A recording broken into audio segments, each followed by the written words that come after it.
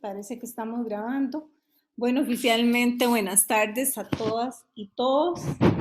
Me da mucho gusto tenerlos acá. Bueno, era una clase, parte de una clase de cerámico, de diseño cerámico 4, pero quisimos extenderla a más público porque es un tema muy importante y del cual nosotros como artistas sabemos muy poco. Entonces vamos a tener la oportunidad de contar con la licenciada Ruth Salas.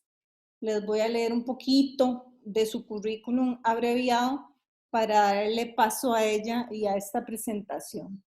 Ella es abogada, egresada de la Facultad de Derecho de la Universidad de Costa Rica. Cuenta además con una maestría en Gerencia del Comercio Internacional, otorgada por el Centro Internacional de Política Económica CIMPE de la Universidad Nacional y una maestría profesional en Derecho Internacional y Europeo de los Negocios, otorgada por la Universidad de Saint-Gallen, Suiza. Posee una experiencia laboral de más de 20 años trabajando como abogada senior y directora legal para empresas nacionales, transnacionales y globales, de las cuales se destacan Grupo Nueva, dueño de Amanco, Maciza y Ecos, con operaciones en Suiza, Estados Unidos, América Latina. Grupo Cuesta Moras, dueño de Hoteles Marriott, Cuesta Moras Urbanismo, Cuesta Moras Energía, Cuesta Moras Bosques, etc., con operaciones en Costa Rica, Centroamérica y Colombia, y Credit Suisse. AG, dueño de Credit Suisse Trust AG, con operaciones globales, en donde trabajó en la casa matriz con sede en Zurich, Suiza. Dentro de sus intereses destacan la política internacional, la macroeconomía y las inversiones bursátiles. Es apasionada de la lectura, el deporte y la horticultura. Ella no lo dice aquí, pero fue catalogada por un equipo internacional hace algunos años como una de las 6 mejores abogadas senior de América Latina. Espero haberlo dicho así bien, pero me enorgullece mucho porque es mi hermana. Le doy la bienvenida a Ruth Salas y los dejo con ella. La mecánica va a ser la siguiente. Ella va a empezar a conversarnos sobre el tema. Si alguno o alguna tiene una pregunta, puede ir interrumpiendo, no importa. Ella me dijo que le gusta más de esa manera porque se van evacuando las dudas. Si las dudas son muy extensas, entonces en algún momento cortamos con la pregunta y la dejamos para luego darles más información. Pero si se puede llevar una línea equilibrada entre tiempo y exposición de la invitada, pues lo vamos a ir resolviendo de esa manera. Entonces los dejo con Ruth Salas. Muchas gracias, Siria, por esa generosa presentación. Más detalles de la cuenta, pero bueno. Buenas tardes a todos y a todas. Qué bueno tenerlos por acá. Hoy vamos a conversar. Quisiera que la dinámica sea más, digamos, en una conversación que una exposición, porque creo que en general se aprenden mucho más cuando se intercambian las ideas. Entonces vamos a conversar de propiedad intelectual en relación con el quehacer artístico. Y nada más, digamos, confrontativo que hablar de propiedad intelectual y de quehacer artístico, ¿verdad? Porque casi que son términos que en el diario o en el imaginario, digamos, especialmente me imagino para en el área de artes, se contraponen. Pero bueno, así es como se ha, digamos, acordado llamar, digamos, a este grupo, digamos, de derechos que están íntimamente relacionados con el quehacer artístico y con el emprendimiento creativo, aunque ustedes no lo crean, porque desde la creación misma surge o nacen, digamos, a la vida jurídica los derechos que los protegen. De ahí que es importante que nosotros entendamos que en el quehacer artístico y en el emprendedurismo creativo siempre, siempre, siempre van a estar presentes aunque nos parezcan, digamos, una cosa extraña, lejana o ajena, digamos, a nuestros intereses. Y entiendo además que suele ser un tema un poco árido y tratado de una manera, digamos, un poco, digamos, técnica, porque a los abogados nos encanta ponerles nombres complicados a todas las cosas. Y además suele haber mucha desinformación en el medio, ¿verdad? Entonces de repente la gente dice una cosa que no tiene sentido, pero bueno, esa es la realidad. Entonces lo que vamos a intentar hoy en esta conversación es tratar de verlos desde una perspectiva práctica, para que ustedes, digamos, adquieran herramientas, digamos, que puedan poner en uso, ¿verdad? En el futuro, tanto para proteger sus propias creaciones como para entender cuándo es importante, digamos, respetar las creaciones de los otros, porque hay aparejados, digamos, consecuencias, sobre todo de carácter legal, importantes. Entonces, lo vamos a ir conversando. Voy a proyectarles una presentación que la idea es que nos ayude, digamos, a llevar el hilo de la conversación para que no nos distraigamos de cada uno de los subtemas. Pero por favor, siéntanse en la libertad de interrumpirme y si voy hablando muy rápido también me lo dicen porque a veces hablo muy rápido y no me doy cuenta. Y bueno, también podemos al final, dependiendo del tiempo que tengamos, eventualmente abarcar algunos temas adicionales. Vamos aquí con la presentación, que ahí la tienen. Sí, sí. Y bueno, vamos a ver si a mí me funciona aquí. Arranquemos con lo básico que es, digamos, el concepto. ¿Qué es propiedad intelectual? Suena un poco raro y técnico, pero básicamente son creaciones de la mente. Obras literarias, artísticas en el caso de ustedes, símbolos, nombres, imágenes, que se utilizan en el comercio, y entendamos aquí comercio no como la cosa de intercambio, ¿verdad? Puro y simple, ¿verdad? Sino la interacción humana en general. Se divide fundamentalmente en dos grandes, digamos, aristas, que son los derechos de autor y la propiedad industrial. Creo que para el caso, digamos, de los artistas y emprendedores, digamos, creativos, el componente de derechos de autor es de los más importantes porque es el que suele, digamos, tener una protección más directamente relacionada con el quehacer artístico. Y básicamente se usa para proteger obras. En este caso voy a referirme fundamentalmente, digamos, a las obras de carácter artístico, pero también literarias y científicas. Como lo comentábamos anteriormente, ¿verdad? Protege dibujos, diseños artísticos, pintura, fotografía, esculturas, cualquier cosa que ustedes desde el punto de vista, digamos, creativo puedan, digamos, plasmar en un medio y de alguna manera, digamos, compartir con terceros. Eso básicamente es lo que protege. Y por otro lado, tenemos otra categoría que se llama básicamente la propiedad industrial o los derechos de propiedad industrial. Ya incluso el mismo término industrial me da una idea, ¿verdad?, de que tienen, digamos, una cobertura que fundamentalmente va hacia invenciones, diseños industriales, y aclaro aquí que no es lo mismo un diseño que un diseño industrial, son cosas totalmente diferentes, indicaciones geográficas en general, y básicamente, digamos, tienen de alguna manera una relevancia más importante en las regulaciones tanto a nivel de Costa Rica como a nivel internacional, porque por lo general su uso lleva aparejado, digamos, efectos patrimoniales muy importantes. Entonces, bueno, hasta ahí. Si alguien tiene alguna pregunta, algún comentario, si no pasamos al siguiente aspecto. Está todo muy claro para mí, gracias. Ok, muy bien. ¿Por qué?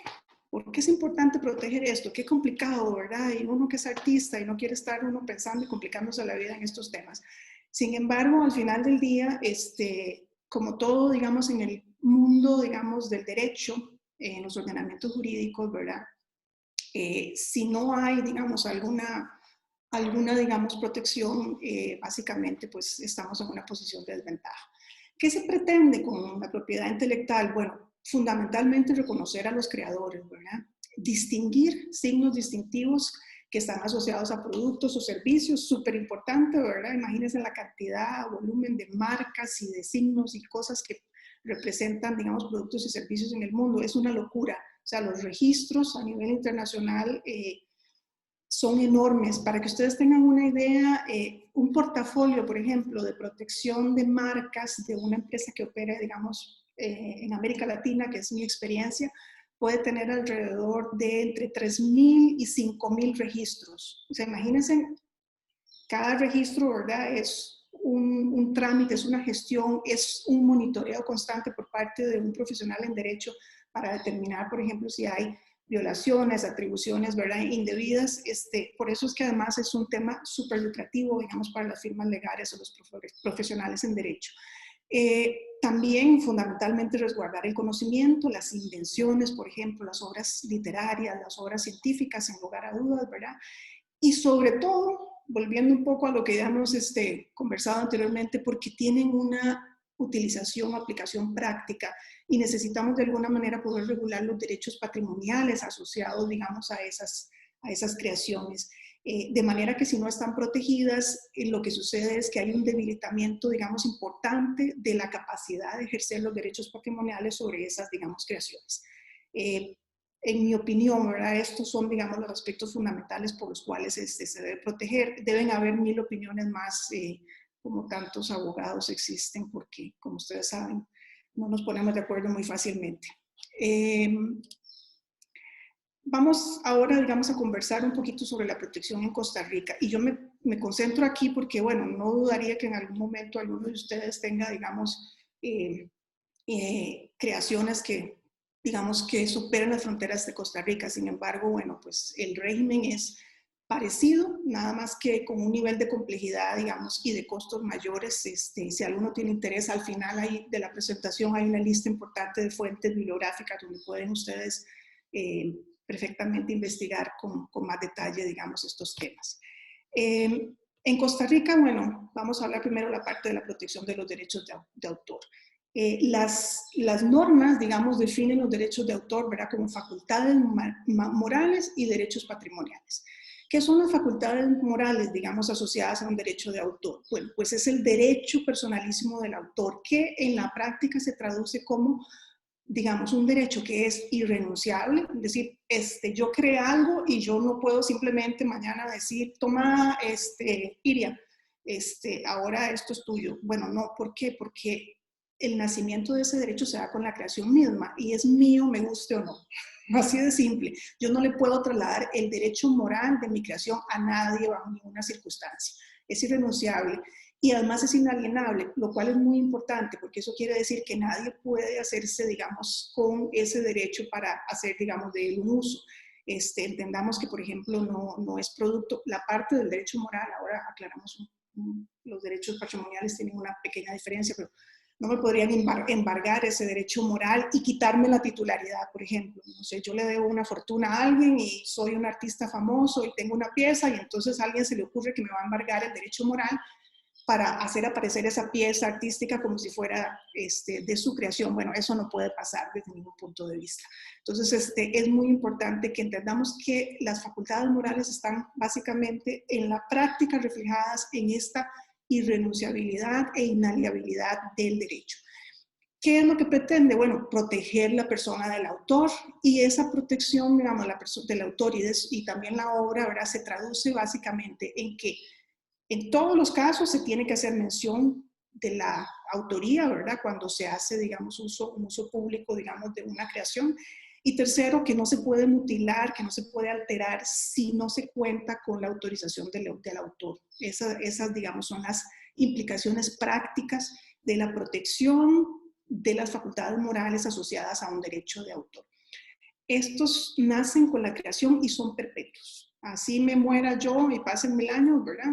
No sé, veamos los casos de los famosos artistas que ustedes conocen mejor, Da Vinci, Rafael, Miguel Ángel, todos estos, ¿verdad? Bueno, sus obras son sus obras y sus derechos morales ahí siguen perpetuos, ¿verdad? Entonces es muy importante entender ese componente. Pero asociado, digamos, al componente de los derechos morales o facultades morales está el derecho patrimonial, que es el uso que yo le doy, es la explotación que yo le puedo dar, digamos, a una creación, a una obra.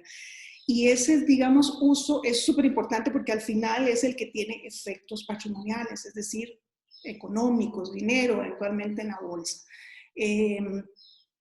Ese es el que normalmente se protege cuando yo llevo a cabo un proceso de registro de mis derechos de autor ante una autoridad local, en este caso el registro de derechos de autor, que está además asociado al derecho, al registro nacional costarricense. Lo que yo estoy protegiendo son los eventuales, digamos, efectos patrimoniales que yo puedo, digamos, obtener de esa creación. Y ese registro es súper importante. ¿Por qué? Porque me da un reforzamiento. Entendamos que el derecho de autor nace y existe de por sí en el momento de la creación, aunque yo no lo registre. Pero, como todo en derecho, ¿verdad? Y se resume a una cosa muy práctica que es poder probarlo, y eso es horrible, pero así es, por un lado, y maravilloso por otro, porque imagínense, ¿verdad? Si no tuviéramos la necesidad de probar las cosas que pasan, las barbaridades que se puedan cometer, y hay ejemplos en la historia a montones. El asunto es que si yo lo registro, entonces yo refuerzo la protección, porque creo una forma de probar que ese derecho es mío. En el caso de Costa Rica, ese derecho tiene una vida útil que es la vida del autor, toda la vida del autor, y 70 años más. Estos plazos, digamos, son muy estandarizados a nivel internacional. Solo para que ustedes tengan una idea, el Convenio de París para la protección de la propiedad intelectual data de 1883. Desde ese entonces hay reglas para proteger, digamos, la propiedad intelectual. Y muchos de estos plazos, digamos, son estandarizados a nivel internacional. A veces hay algunos países que tienen un poquito más o un poquito menos. Pero es interesante, digamos, en el caso de derechos de autor, cuando se registran, porque sobre todo, digamos, autores reconocidos, ¿verdad? Y destacados, esa protección de 70 años después de su muerte por lo general favorece, digamos, a sus herederos. Entonces, cuando se trata de algo, digamos, que tiene implicaciones patrimoniales importantes, ¿verdad? Registrarlo prácticamente pues me da una gran protección durante mi vida y también para eventualmente una y hasta 2 generaciones posteriores. ¿Qué son ejemplos, digamos, de derechos de autor que se protegen? Bueno, los escritos originales en general, publicaciones científicas y literarias, programas de cómputos, bases de datos, obras dramáticas, todas las manifestaciones artísticas, pintura, escultura, mapas, fotografías, obras arquitectónicas, piezas musicales. Incluso hoy en día, ¿verdad? Hay una discusión interesante a nivel, digamos, de los expertos en la materia, porque en algunos países permite la protección de olores, por ejemplo, como signo distintivo de algo. No cualquier olor, por supuesto, no un olor genérico, pero digamos una combinación particular de olores. Hay ordenamientos que lo protegen, no en el caso de Costa Rica, y en el caso de la Unión Europea hay también decisiones judiciales que básicamente no lo acogen. Pero a ese lugar, digo, a ese nivel podemos llegar, digamos, de ejemplos de derechos de autor que pueden ser protegidos. Un detalle importante, pero creo sobre todo para los artistas, es que las obras se pueden proteger a nivel individual, se pueden proteger en colaboración, se pueden proteger de forma colectiva, y ahí me van a decir, colaboración y colectivo, es lo mismo, ¿no? Es muy diferente. En el caso de colaboración hay una identificación clara y individualizada de todos los que colaboran, así sean 1, 2, 3, 50 artistas o emprendedores creativos. En el caso colectivo no existe ese nivel de identificación. Entonces, por lo general, digamos, la protección de derechos de autor colectiva las hacen, por ejemplo, instituciones, organismos, fundaciones, casas de estudios superiores, ¿verdad? Que generan, digamos, algún producto, digamos, que es el resultado, digamos, de la participación de un montón de gente, y por razones prácticas, digamos, es muy difícil, digamos, individualizar el aporte de cada uno. Entonces se opta, digamos, por un registro colectivo, y ese registro, digamos, básicamente se hace a nombre de la institución. Se puede hacer de forma anónima. Hay alguien que se encontró algo, ¿verdad?, que es una creación artística, y lo registra de manera anónima. Seudónima, inédita, muy importante, y póstuma, originaria y derivada. Derivada, hay que tener cuidado porque, bueno, acá básicamente uno tiene que tener la capacidad de demostrar que hay un aporte en esa cosa que se derivó de algo que existe. No puede ser una simple, digamos, copia con unos cambios, ¿verdad?, cosméticos, porque claramente eso no sería, digamos, una derivación, sería, digamos, vil copia, digamos, de una obra artística protegida. Entonces, los criterios, digamos, de protección de obras derivadas son bastante estrictos y yo les insisto que tengan mucho cuidado cuando hagan ese tipo de cosas, porque normalmente la gente que califica estas cosas en los registros no son artistas, son técnicos, ¿verdad?, que tienen formación de abogados o administrativa, ¿verdad? Y muchas veces les cuesta mucho entender, digamos, dónde está la diferencia. Entonces hay que ser sumamente cuidadoso y detallado a la hora de escribir. En cualquier caso, lo que uno vaya a registrar, porque, bueno, porque en el futuro, si hay un tercero que tenga interés, digamos, en proteger algo similar, de la capacidad que tenga ese técnico de establecer las diferencias y las semejanzas, depende si mi derecho va a ser ampliamente protegido o no. No sé si hasta aquí vamos bien, ¿alguna consulta? Sí, podría repetir, porfa, estos que usted mencionó, seudónimo, anónimo, póstumo, derivado, y ha mencionado otros, pero no los logré agarrar. Ya, sí. El seudónimo, ¿verdad? Bueno, el anónimo es básicamente alguien que registra algo, digamos, de alguien que no se sabe qué es. Yo no sé, por ejemplo, me encontré, estoy tratando de pensar, porque además desde un punto de vista práctico se me ocurre muy raro que alguien lo vaya a registrar, pero está permitido. Me encontré en una excavación arqueológica, una obra artística que tiene características, digamos, de la cultura romana, y no sé, el gobierno de Italia lo quiere proteger. Es anónima porque no sabemos quién la hizo, pero como el gobierno de Italia encuentra que hay un interés en proteger esa obra, pues decide protegerla, digamos, como obra anónima. La seudónima es en la que yo uso un nombre de fantasía. Yo me identifico como, no sé, cualquier cosa que ustedes puedan imaginarse, ¿verdad? Hay un nombre, digamos, artístico, Pink, no sé, yo estoy hablando aquí de los músicos, porque es más fácil, digamos, los nombres artísticos de los músicos. Creo que en el mundo, digamos, de las artes se da menos, pero el caso de los artistas, todas las piezas musicales son registradas con su nombre de artista en la mayoría de los casos. Inédita es que no ha sido publicada, básicamente, que no hay ningún medio por el cual ha sido expuesta, digamos, a terceros. Póstuma, claramente, es cuando falleció la persona que la creó, pero de repente yo soy, digamos, el heredero de un artista muy reconocido y quiero proteger su obra una vez que falleció, porque me parece que está siendo, digamos, copiada y atacada de manera, digamos, muy evidente, entonces tomo la decisión de hacerlo. Claramente tengo que demostrar que efectivamente la obra era de la persona que falleció y eso tiene ciertas dificultades. Originaria es algo que se da en principio como algo novedoso, algo que nunca, digamos, se ha hecho o se ha, digamos, protegido. Y la derivada es que a partir de algo que está protegido ya o que se ha hecho, y recuerden que hago la aclaración porque puede ser que esté hecho, pero no se opte por la protección, ¿verdad? Y de todas maneras existe el derecho.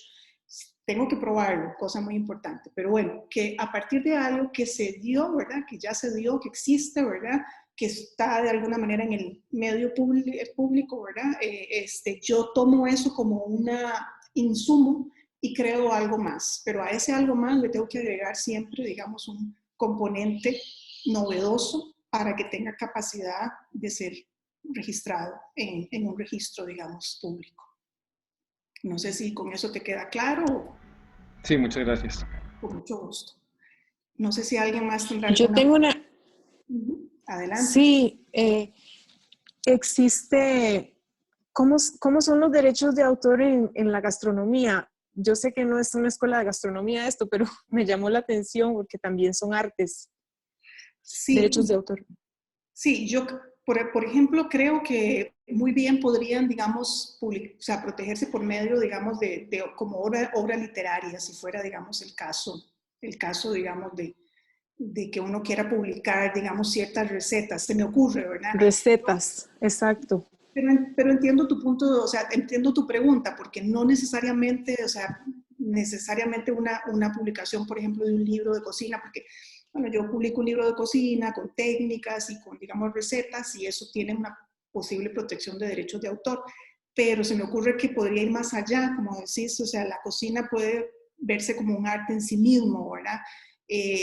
Creo que califica un poco, digamos, en ese territorio gris que les comenté ahora, digamos, de la protección de olores, ¿verdad? Porque qué difícil, ¿cómo logras individualizar, digamos, algo, sobre todo, digamos, en cocina, que, digamos, tiene la influencia de culturas, etcétera, etcétera. Algo que sea completamente novedoso y que parta de cero. Yo no conozco, digamos, el caso de protección, digamos, de comida en sí misma, ¿verdad? Recetas y técnicas de cocina, sí, por medio por la protección de la obra literaria, pero de cocina no. Ahora, sí, con todo gusto me quedo con la tarea de investigártelo porque es una pregunta interesante.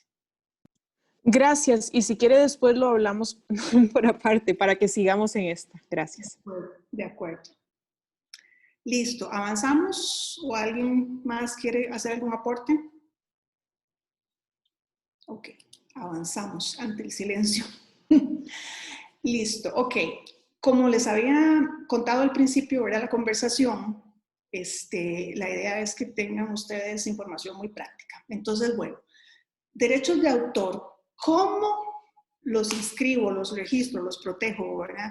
Esa es la pregunta del $1.000.000, porque normalmente cuando le hago la consulta a un abogado, me va a explicar poco, ¿verdad? Porque es su fuente de ingresos, entonces no le interesa que yo entienda un montón de estos detalles. Y obviamente tienen asociados costos y gestiones que no son tan terribles, pero bueno, al final del día sí son. Entonces, bueno, los requisitos de forma para proteger los derechos de autor. Yo tengo que presentar, básicamente, hay un registro de derechos de autor adscrito al Registro Nacional, cuya sede principal está en Zapote, y tiene además sedes regionales en el oeste y en provincias donde normalmente, digamos, se hace la recepción de todos los requerimientos que se le giran a los registros, fundamentalmente solicitudes de registro, ¿verdad? De bienes muebles, inmuebles, de propiedad intelectual, etcétera, etcétera. Entonces, bueno, la forma, digamos, tradicional es que yo presento un escrito, ¿verdad? Hay unos formatos, al final de la presentación están las fuentes bibliográficas para que ustedes puedan ingresar a cada sitio si quieren. Los formatos del registro los provee, porque la verdad es que no le interesa que lleguen 1000 formas diferentes de solicitud. Hay básicamente un formulario donde se consigna el nombre, las calidades del autor, el título de la obra, se tiene que indicar si es inédita o es publicada, y esto es súper importante porque tiene unas implicaciones de procedimiento diferentes. Si es en colaboración, porque claramente tendrían que aparecer ahí listados, digamos, todas las personas que colaboraron.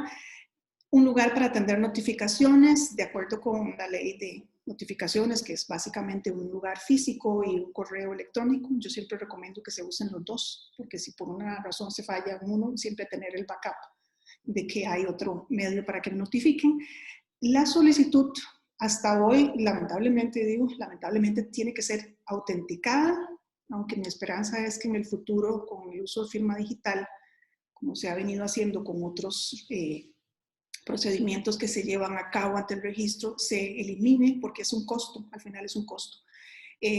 Luego se tiene que presentar una relación de las características. En el caso de ustedes, me refiero más a obra artística que literaria, porque si fuera literaria, pues hay que presentar un ejemplar de la obra literaria que se quiere publicar.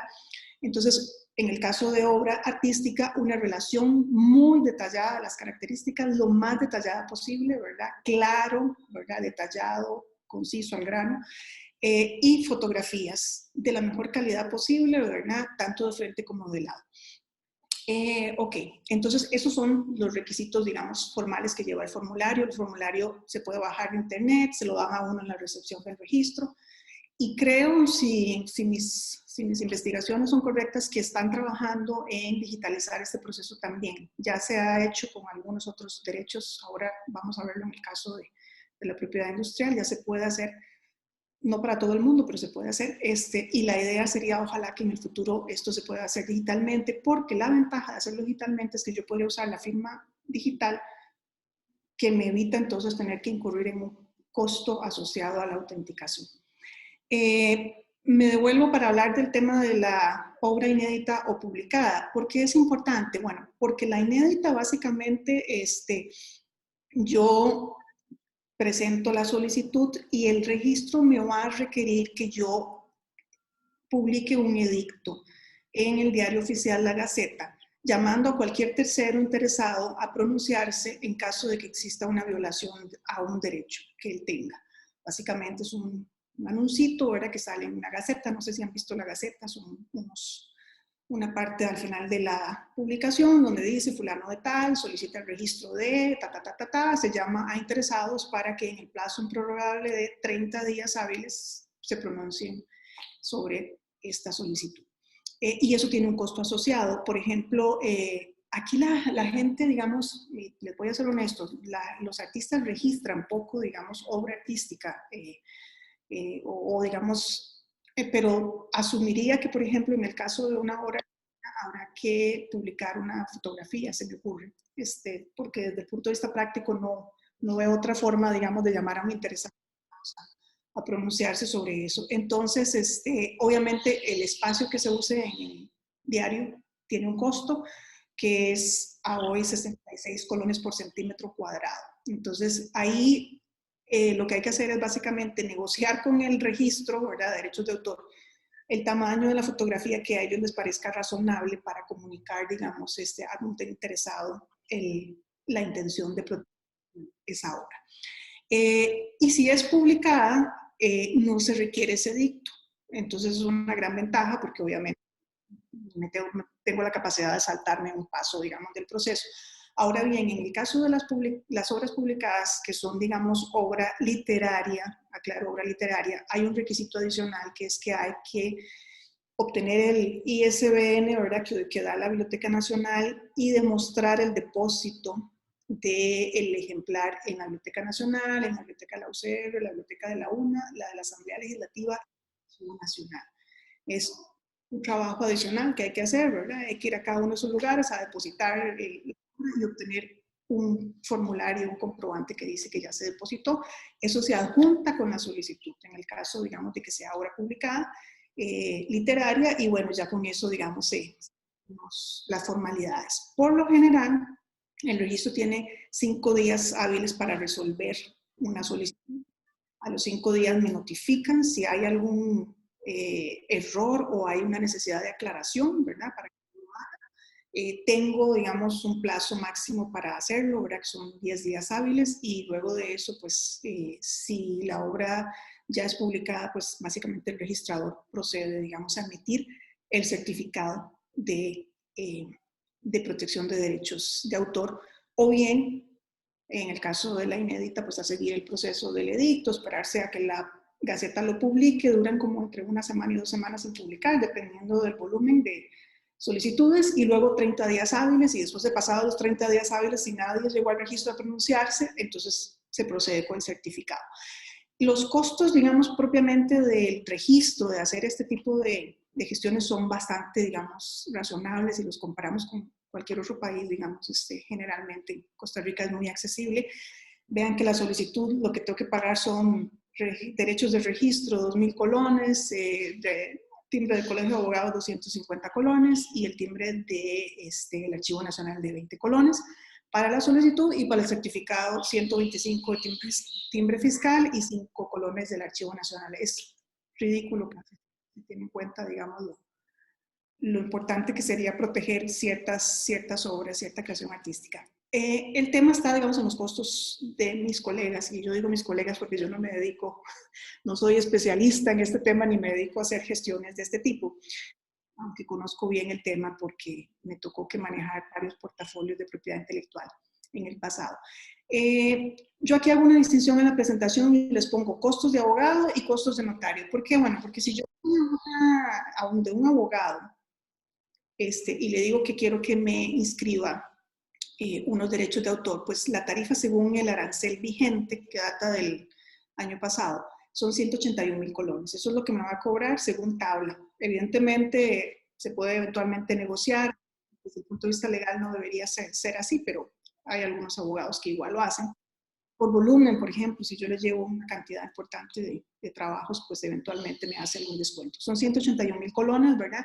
Y tengan en cuenta que si no es especialista en el tema, lo único que va a hacer es recolectar la información que ustedes tienen que prepararle todo con lujo de detalles, tal como se los acabo de escribir, entregarle todo el paquetito. Y él básicamente lo que va a hacer es que se va a llevar eso, ¿verdad? Y va a hacer las gestiones, él va a ir al registro, él va a presentar eso, va a llevar el edicto, si tiene que llevarlo, va a llevar las boletitas, Entonces esos 181,000 colones de tabla, ¿verdad? De honorarios por tabla, básicamente se los pago por ser un tramitador. Porque si no es un especialista, tampoco es que me va a hacer un análisis ahí ultra profundo de si eso es registrable o no. Se los digo porque en la práctica es así. Por lo general, si ustedes van donde un especialista, puede ser que aparte de estos honorarios haya un fee adicional, perdón, un honorario adicional por el proceso, digamos, de análisis que va a llevar a cabo para determinar si es registrable o no. Puede ser, casi siempre hay algo adicional. La otra vía de hacerlo es la vía barata, que es muy importante, es que yo preparo todo, compilo todo y le pido nada más a un notario que me autentique la firma, que tiene ese costo que aparece ahí en la pantalla, 18,150 colones según la tabla de honorarios. Y yo hago todo lo que les acabo de decir. Yo voy al registro, llevo los papeles, llevo los comprobantes, voy a publicar el edicto a la Gaceta, o lo hago de manera digital, que ya se puede, ¿verdad? Hacer la solicitud digital, etcétera, etcétera, etcétera. Y el costo es significativamente más bajo. Entonces, bueno, yo que siempre miro un poco estos temas de costos, optaría claramente por hacerlo todo yo, si me siento, digamos, si me siento cómoda haciéndolo. ¿Qué puede pasar? ¿Qué puede pasar, digamos, si yo hago esta gestión y de repente alguien aparece haciendo una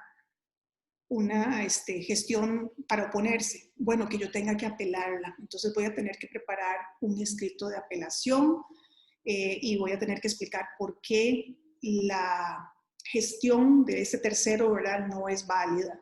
Voy a tener que de alguna manera, digamos, recurrir a ese proceso.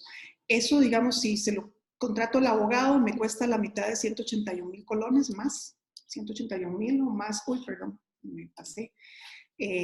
La mitad de eso, ¿verdad?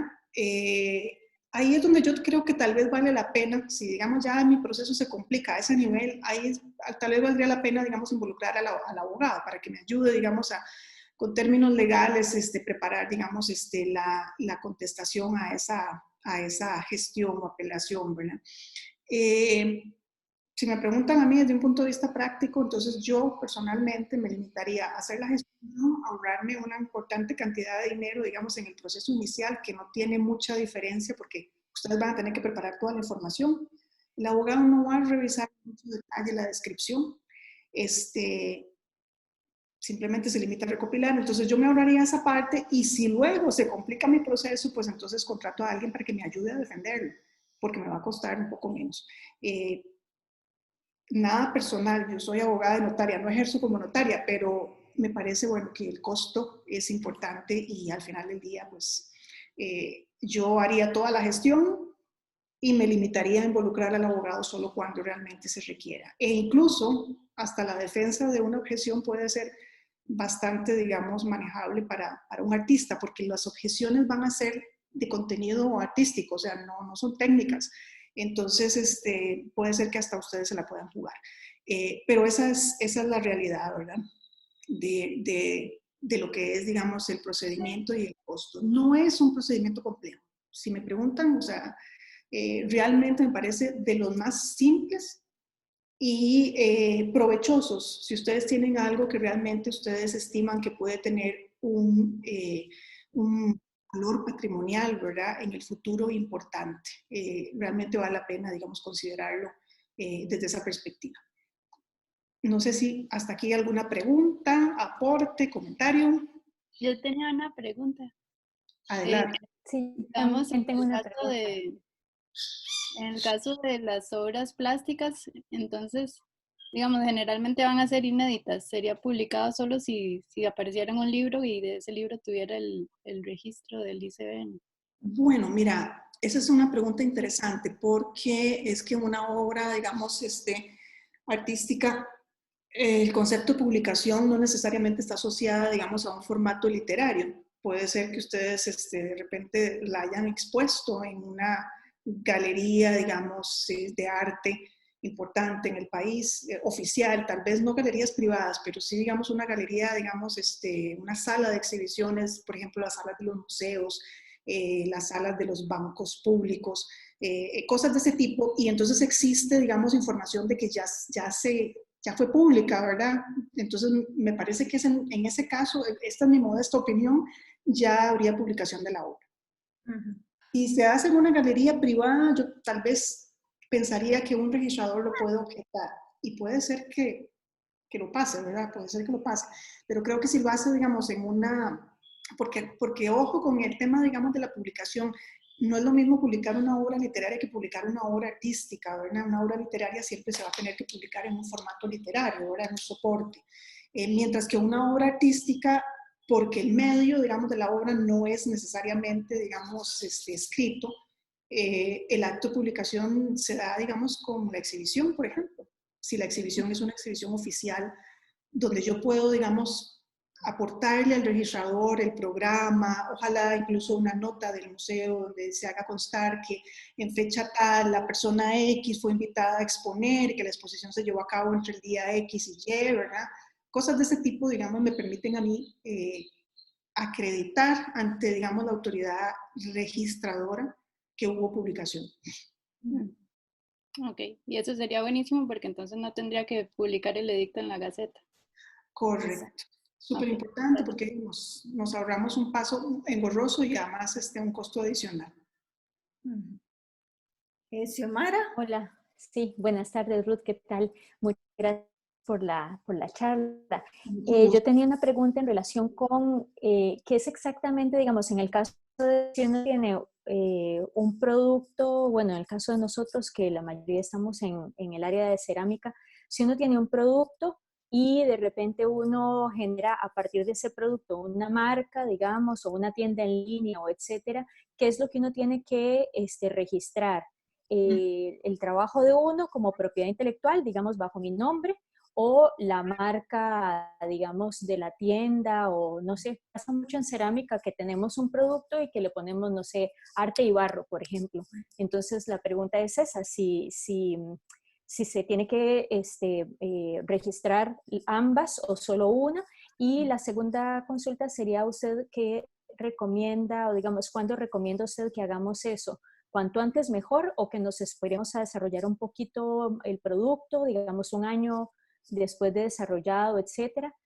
¿Cuál es el mejor momento para hacerlo? Muchas gracias. Gracias por las consultas, Xiomara, muy interesantes. Bien, con el tema, la primera pregunta es, ¿se podrían proteger ambas cosas? Lo que pasa es que hay una ligera distinción, porque, digamos, en el caso, digamos, de la cerámica, y no soy experta, por favor corríjanme, pero, digamos, podríamos estar ante obra, digamos, artística y obra utilitaria, eventualmente, o una combinación, digamos, en alguna medida. Entonces, por ejemplo, yo personalmente trataría de proteger como derecho de autor aquello que yo considere que es obra artística lo más pura posible, ¿verdad? Porque es lo que, digamos, tiene sentido y además, acuérdense que para cada obra tengo que hacer uno de estos, ¿verdad? No es que yo puedo proteger la obra, mi obra como una totalidad, como todo lo que haga Ruth Salas, ¿verdad? Escultora, grabadora o ceramista, no lo puedo proteger, o sea, sino que cada producto va a ser, digamos, protegido. Entonces yo me limitaría a proteger lo que yo considero que es obra artística, que me interesa, que sea reconocido a nivel internacional, bueno, nacional, internacional, que tenga además susceptibilidad a ser copiado. Y claramente, digamos, aquí hay un terreno muy amplio, ¿verdad?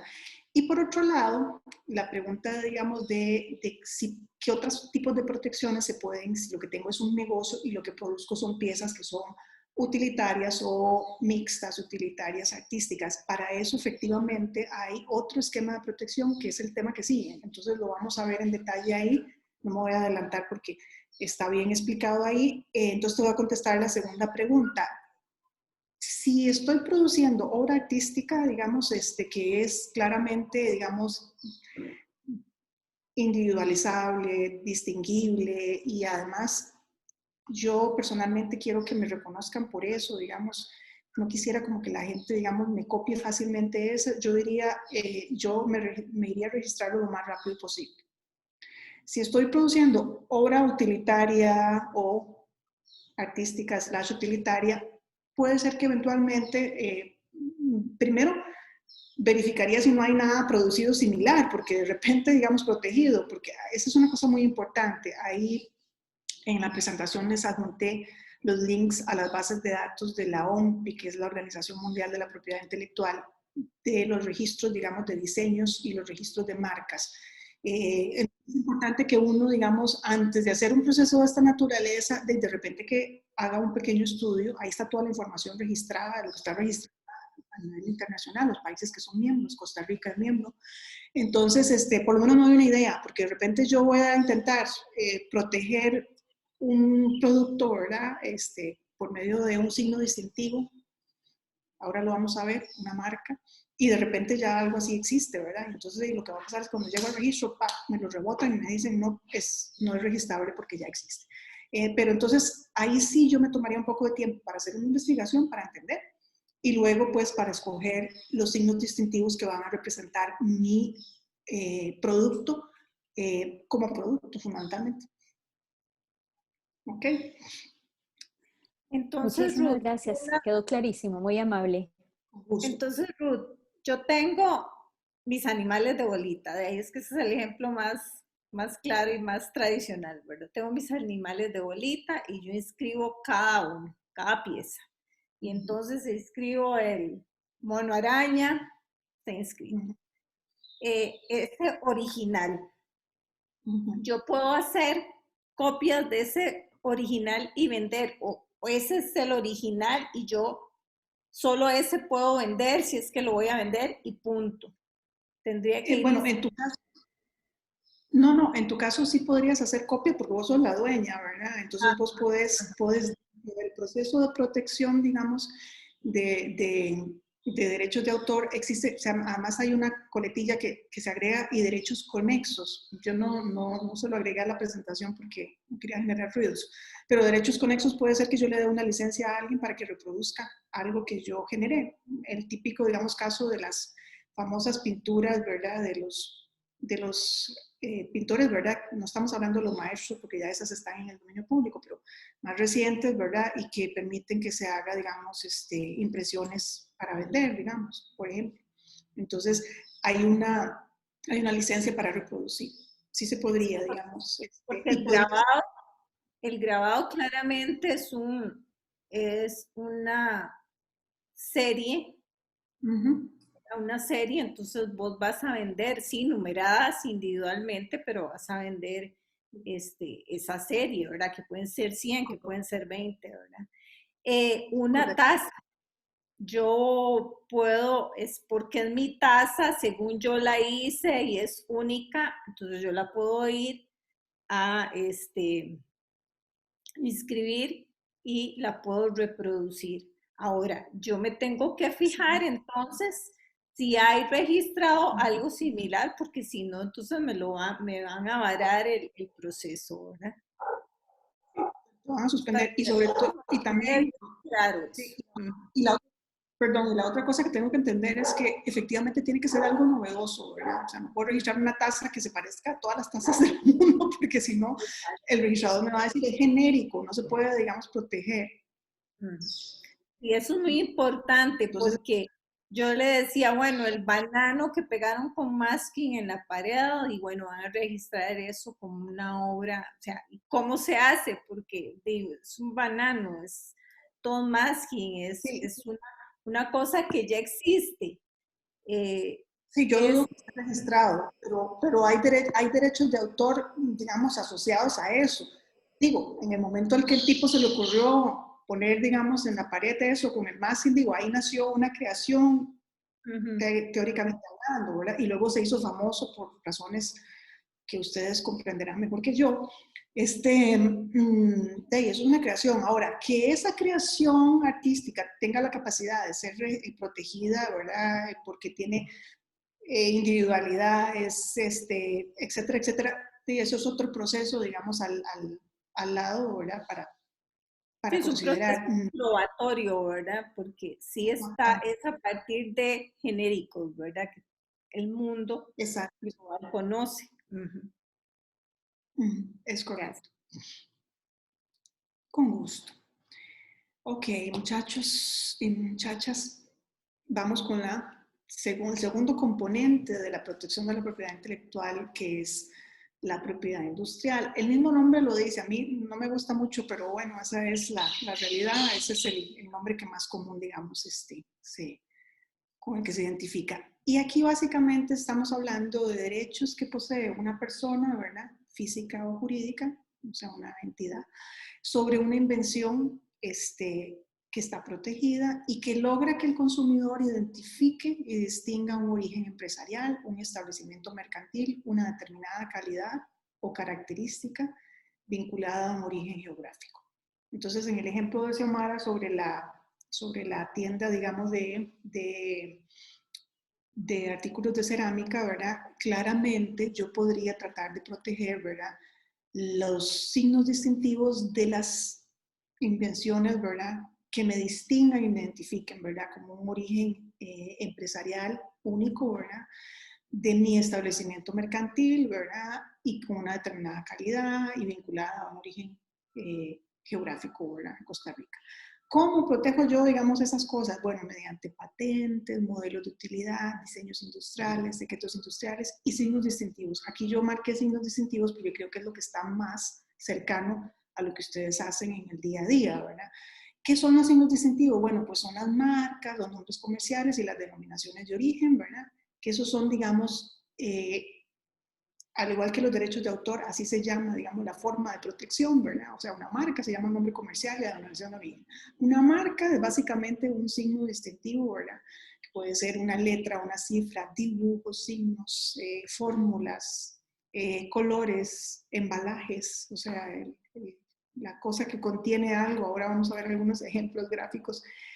Cualquier cosa de esas que yo quiera proteger, que sea individual, que sea fácilmente individualizable y distinguible, digamos, en general, y que me permita a mí, digamos, identificar mi producto o mi servicio, ¿verdad? Luego existen marcas de comercio, marcas de fábrica y marcas de servicios, son muy importantes, ¿verdad? Entonces, yo podría, en el caso de Xiomara, por ejemplo, quiero ponerme una tienda, digamos, de cerámica y quiero que mi tienda, digamos, sea claramente identificada, que no se confunda con nada más, entonces yo le protegería, por ejemplo, el nombre comercial. Xiomara, Cerámica S.A. o lo que sea que se te ocurre llamarlo, espero que sea algo más creativo que eso. Entonces, el nombre comercial, ¿para qué? Para que nadie más pueda usar esa combinación de palabras, ¿verdad?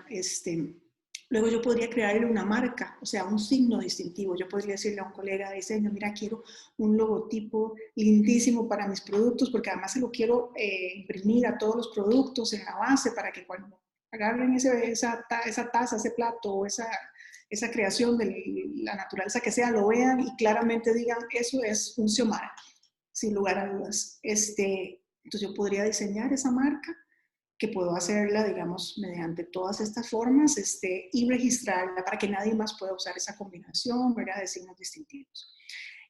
Denominaciones de origen, es un poco más complicado, digamos, pero básicamente si yo tengo, digamos, un producto que tiene unas características culturales, ¿verdad?, únicas, yo podría, digamos, tratar de registrar la denominación de origen y eso, digamos, aquí doña Iria nos puede contar muchísimo de la experiencia que han tenido con la cerámica de Guayaquil, ¿verdad? Que tiene registrado la denominación de origen. Es un proceso muy complejo y en ese caso en particular lo interesante es que está protegiendo toda una tradición, digamos, artística y le permite entonces distinguirse a nivel internacional como algo que es originario de ese lugar. Esa parte se la dejo yo con Iria porque creo que ella sabe mucho más que yo de eso. Bueno, esas protecciones normalmente sí tienen un máximo de tiempo, ¿verdad? En Costa Rica el tiempo de validez máxima original es de 10 años y luego se pueden hacer renovaciones, o sea que cada 10 años yo puedo, digamos, renovar siempre y cuando estén en uso. Y aquí yo hago un gran énfasis en eso, porque en Costa Rica, a diferencia de otros ordenamientos jurídicos, si yo no uso esos signos distintivos, me los pueden, digamos, anular o cancelar el registro. O sea, a mí se me ocurre hoy que yo quiero ir a inventarme la marca Ruth Salas, y una figura, y símbolo, y no sé, hasta un sonido. Y no lo voy a usar nunca, no lo voy a poner en el comercio, digamos, por decirlo así, pues simplemente cualquier tercero podría llegar al registro y decir, vea, Ruth Salas no se usa, ¿verdad? Entonces, para que se cancele.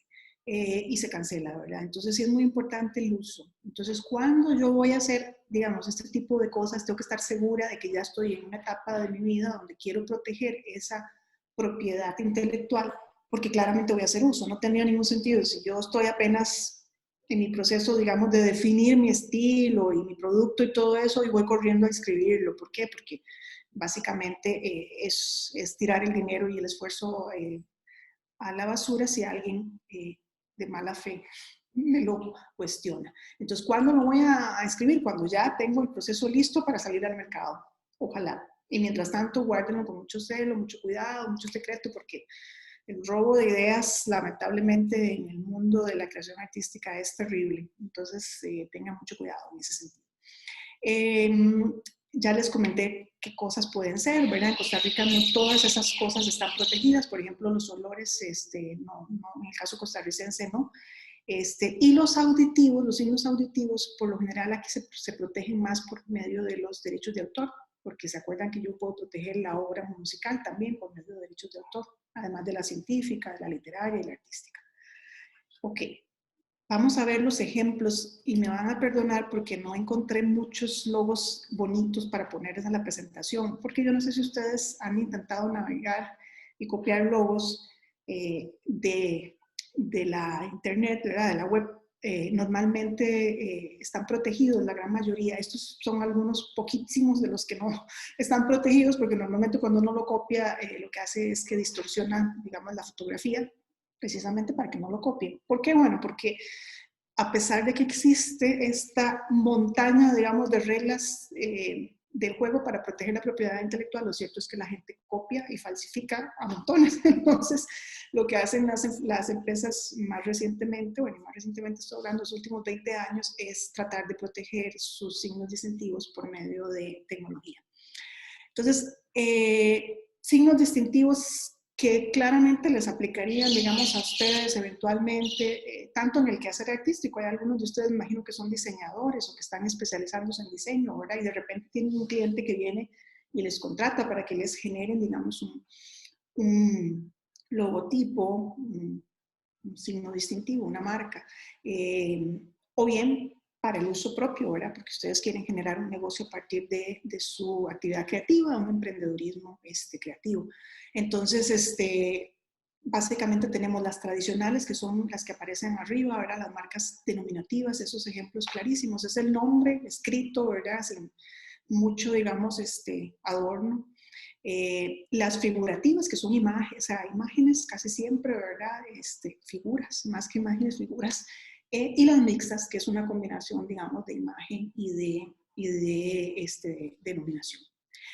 Luego las más recientes, las modernas, las que se pusieron de moda en los últimos, tal vez, años, son las tridimensionales. Ahí lo que quería ponerles era el ejemplo de la botella de Coca-Cola. Esa fotografía es terrible, pero de los que tienen mayor protección son los de Coca-Cola. No hay forma de copiar una foto de una botella de vidrio de Coca-Cola o de plástico, ¿verdad? Sin que te la distorsione después la herramienta tecnológica. Entonces, la tridimensional es la forma, digamos, yo puedo proteger la forma de algo. Pero esa forma tiene que ser una forma, ¿verdad?, única, distinguible, no puede ser una forma genérica. No puedo proteger la forma de un aguacate, porque para proteger aguacates. Ahora, si se me ocurre que eso, yo le puedo agregar algo de creatividad y eventualmente combinarlo con otros elementos y proteger otra cosa que no sean aguacates, puede ser que pasa. Pero, ojo, porque hay que ser muy creativo, digamos, para usar las formas genéricas. Entonces, las formas se pueden proteger. Una de las clásicas y de las primeras que se protegió a nivel internacional, la botella famosa de Coca-Cola, la tradicional, la de vidrio, pero además Coca-Cola protege absolutamente todo, es de las empresas, digamos, más serias, digamos, en estos temas. Pero también las formas de ciertos productos. No sé si han visto, por ejemplo, los chocolates estos de Hershey's, que son como corazoncitos, envueltos en papel aluminio, como con una hojita, digamos, que sale. Bueno, la forma de ese besito está protegido como marca, la forma, aparte del nombre, aparte del empaque y aparte de todo lo demás, o sea, la forma nada más está protegida. A mí me encanta el chocolate, entonces obviamente comprenderán que la mayoría de los ejemplos que me vienen muy fácilmente son los de chocolates. El Toblerone, que es un chocolate suizo muy famoso, que tiene una forma como de un triángulo, ¿verdad? Y se parte como pedacitos, como barritas internas, que además es la forma de un pico muy famoso que hay allá, que se llama Mont Blanc. La forma de ese chocolate está protegida, aparte del empaque y las letritas que dicen Toblerone y todo, pero esa forma triangular y esa forma para que uno pueda ir partiendo los pedacitos está protegida. Y así hay probablemente miles de ejemplos que yo desconozco, pero bueno, ahí para que tengan un par de ideas. Luego hay unas que me encantan a mí, digamos, que son más modernas, que son las táctiles, y de repente no es que les quiero hacer publicidad al licor, me perdonan por favor por la referencia, pero esa botella de Old Park, que es un whisky muy famoso, esa forma que tiene ahí en la fotografía, que se ve como digamos una superficie, eso está protegido como marca. La botella y esa forma de superficie. O sea, cada una por separado, la botella, la forma de la botella con ese, digamos, escudo ahí que tiene extraño, y además esa forma, ese, digamos, relieve, digamos, está también protegido. Y de esas se están poniendo de moda muchas en la actualidad.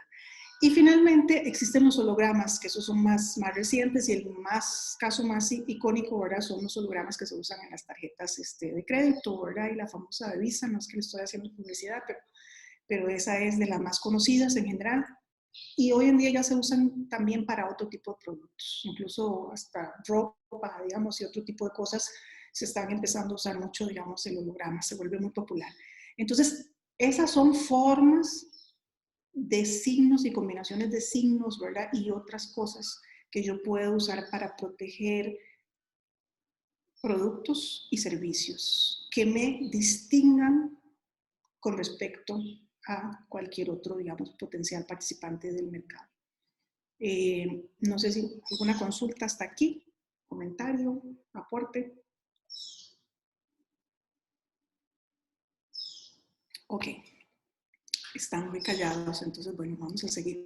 Tengo una pregunta. ¿Perdón? Yo tengo una pregunta. En el caso de propiedad intelectual, propiedad industrial, ¿qué precio tendría? Igual se ¿Perdón? ocupa. En el caso de propiedad industrial, ¿qué precio tendría? Igual se ocupa un...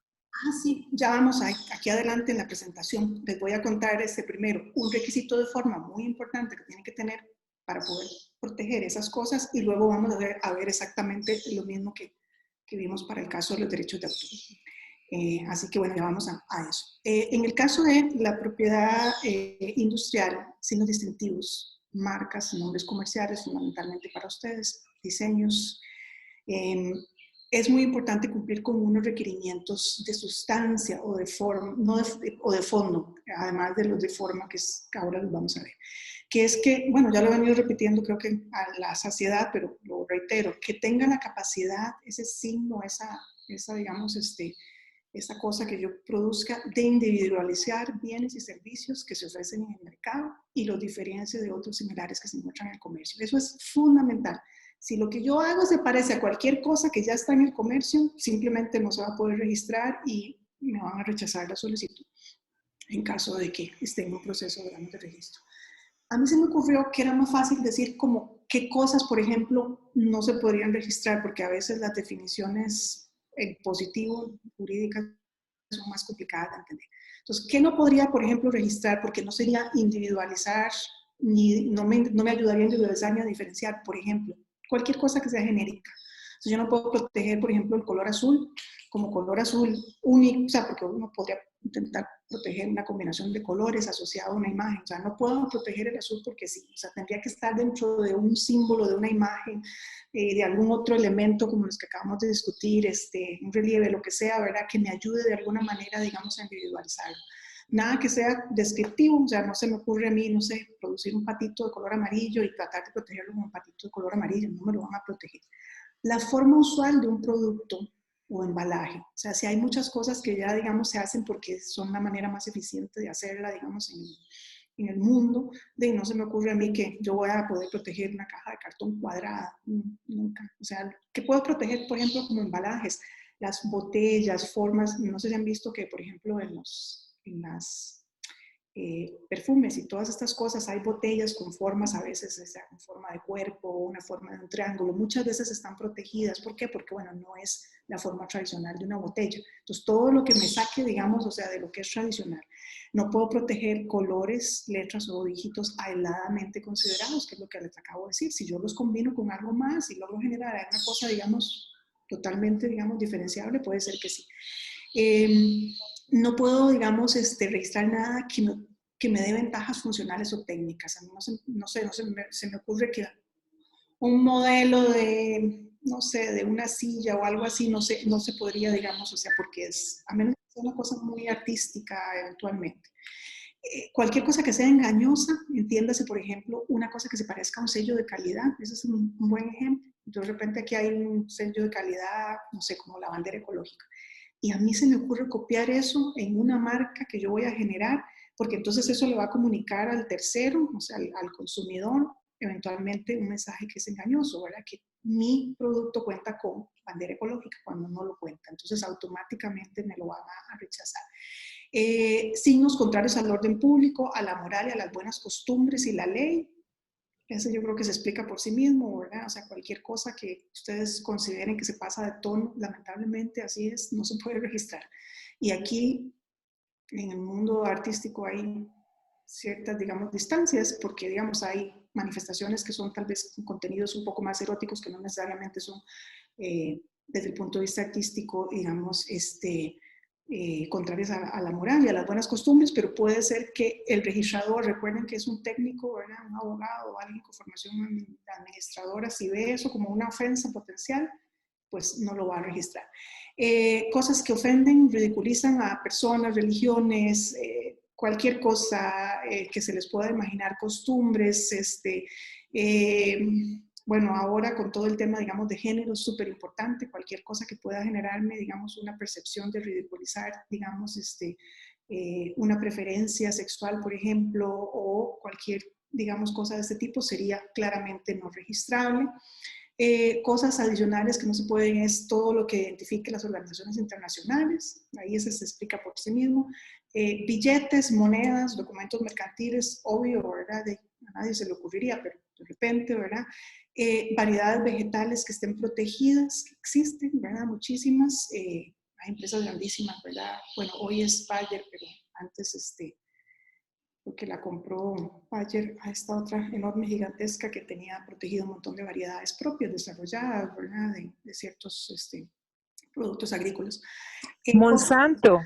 Monsanto, gracias, muchas gracias por el recordatorio, correcto. Luego, pues cosas que hayan caducado, que hayan sido anuladas o se hayan dejado de utilizar, en principio no se pueden usar otra vez de la misma forma, copiándolas exactamente iguales, no. A lo mejor si uno le hace alguna cosa para generar, digamos, una cosa derivada que califique, digamos, como una derivación, puede ser. Y cosas que se puedan confundir con cualquier cosa que esté ya registrada, ¿verdad? O que pueda afectar un derecho de autor. Ve que interesante aquí la relación que llega después al derecho de autor, porque entonces si yo protejo, por ejemplo, los animales de bolita y a alguien se le ocurre crear, digamos, un signo distintivo que se parece mucho a eso, estaría protegido. Es decir, mi derecho de autor estaría protegiéndome e impediría que, si está registrado, ¿verdad? Ojo, si está registrado, porque si no toca hacer un procedimiento judicial complejo para demostrar que existió antes de que se intentara registrar algo que se parece mucho. Esos son, digamos, los requisitos de sustancia o de fondo, como llamamos los abogados, que a veces estas palabras son un poco raras, pero bueno, eso es. Una consulta. Dale, por favor. El caso en el que mencionó de que Bayer compró esta otra empresa, los derechos ahora pasan a Bayer, los que tenía registrado la empresa. Correcto, sí. Eso fue una adquisición, digamos, donde la parte controladora es Bayer. Entonces, básicamente, lo que sucede es que todos los derechos y las obligaciones de Monsanto, digamos, se trasladan a Bayer. Tanto así que, por ejemplo, hoy en Estados Unidos hay una serie de demandas importantes ahora contra Bayer que originalmente se dieron con Monsanto por el uso de agroquímicos que generaron problemas de salud a muchísimas personas. Entonces hoy Bayer está enfrentando estos procesos porque básicamente uno asume todo, ¿verdad? Lo bueno y lo malo. Gracias. Con gusto. Hola, Hola. tengo yo también dos consultas, de hecho. En el caso de que uno haya hecho un trabajo pictórico y como característica tenga dos elementos, un rostro que no es como tal un rostro, sino como es un diseño propio con características un poco más distantes de las realistas y de otros elementos, eso se puede registrar. Y también la firma, si uno tiene una firma fuera de la firma personal, eso también se puede registrar. Sí, creo que en el primer caso, podría ser que yo intentaría, bueno, si lo que estás intentando es registrarlo, digamos, como obra creativa y no necesariamente como un logotipo, una marca, o lo que quieres es registrarlo como marca. Pregunta, para poder hacerte la aclaración. Obra creativa para ¿Cómo? poder hacer... Ok, entonces si es como obra creativa, yo lo protegería por medio de la protección de derechos de autor, que es el primer procedimiento que vimos, ¿verdad? Que es básicamente una obra de tu intelecto, de tu mente, ¿verdad? Que tiene ciertas características que la individualizan y la hacen distintiva, y que no se parece a nada que exista del previo, ¿verdad? Porque si parece a algo, ya vas a encontrar ahí, digamos, algún nivel de resistencia. Entonces, digamos que yo la registraría por ahí, porque claramente un rostro humano para proteger, como marca, para proteger qué, bueno, habría que ver qué estás protegiendo y además qué características tiene ese rostro. Pero si la pregunta es como obra creativa, claramente por derecho de autor. Perdón, y la segunda consulta me dijiste era, perdón me distraje. Una firma. Ah, la firma, correcto. La firma, mira, como es tan única, a mí se me ocurre que tal vez, digo, si no se parece a nada que esté registrado, se podría registrar como marca eventualmente. Ok, Sí. me Y parece. no se parece a nada, ¿verdad? Sí, Porque no se parece en nada. digamos, si pongo Ruth Salas muy parecido a como se ve Ruth Salas, obviamente no porque es genérico, ¿verdad? Letras genéricas. Entonces, pero digamos, si hay algún aporte creativo que hace que esa cosa se vea como algo, digamos, más individualizable, puede ser que lo puedo realizar como marca. Ok. Bueno, Y ahora vamos a la consulta. Adelante, por favor. Ah, sí, gracias. Para preguntar, por ejemplo, los sellos de agua o los sellos que utilizan, por ejemplo, los abogados, pero también los grabadores en el papel, que son estos que marcan el papel, ¿estos también se pueden registrar? Mira, si son, como acabo de decir, si tienen, digamos, individualidad y no son, digamos, componentes genéricos, yo creo que se podrían registrar como marca, me parece a mí. Sí, generalmente los grabadores lo que hacen es diseñar lo propio y con eso se sellan todos los grabados. Sí, Okay. sí, bueno, se me ocurre que sí, si es muy único, digamos, porque básicamente es un signo distintivo, su sello se convierte prácticamente en su marca, por decirlo de alguna manera, porque van a estar, digamos, refrendadas con esas marcas. Entonces yo creo que sí se podría, digamos, siempre y cuando se le agreguen elementos creativos suficientes para que lo hagan distinguible. Okay. Gracias. Con gusto. Ok. Vamos entonces con los requisitos de inscripción. Perdón. hola, ahí muchas gracias por responderme la consulta. Lo que tenía de duda era este elemento, si esto podía ser, si se puede observar bien, una marca.